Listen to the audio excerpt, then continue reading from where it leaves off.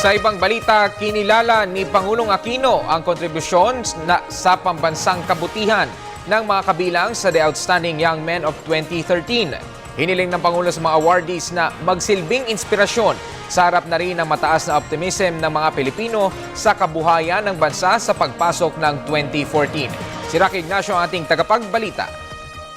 Kinilala ni Pangulo Aquino ang mga natatanging kontribusyon ng mga individual tungo sa pambansang kabutihan sa harap na rin ng matinding hamon ng bansa ngayong taon. Sinabi ito ng Pangulo sa pagbibigay parangal sa 2013 The Outstanding Young Men o TOYM Awardee sa Malacanang. It is particularly fitting this year that we honor the TOYM awardees right in the middle of the holiday season, a time in which we can look back on the past year and give thanks for our blessings. With the holidays also comes the opening of a new chapter with all the optimism and opportunities that a fresh start carries. So these awards are a perfect symbol of the and also a reminder of the things that must remain constant in our lives, namely service and hope. Service is not an area I need to speak about in great detail, especially to an audience like this one. After all, U9 made a very conscious decision to work for the benefit of others. You know how challenging, how difficult, and how rewarding it can be. And by virtue of your different professions, you know full well that there is no single true path of service. There is only the discernment of a calling and the corresponding commitment to make the most of your God-given talents.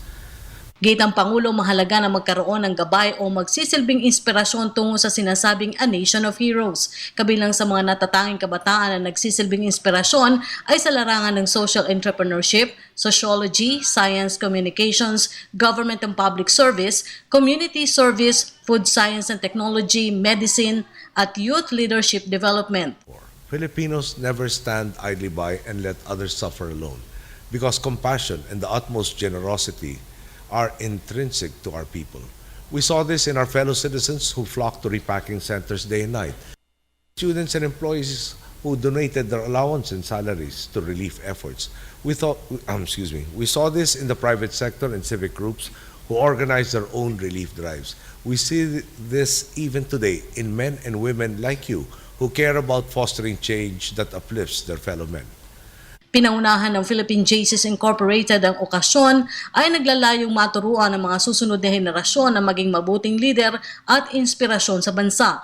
Taong 1959 na isulong ng Manila JCs ang paggagawad ng parangal sa mga natatanging individual na sinuportahan na rin ng Jerry Rojas Foundation taong 1973 para ito sa may edad 18 hanggang 40 taong gulang na maging masipag at tapat sa kanilang mga propesyon na tumutugon sa kapakanan ng bansa. Events like this remind all of us that there will never be a shortage of Filipinos who are willing to take on the task of nation building.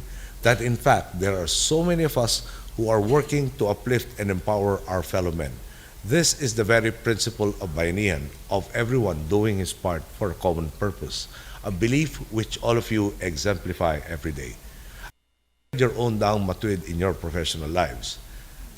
This is the very principle of the Outstanding Young Men Awards. So Para sa Telebisyon ng Bayan, Ignacio.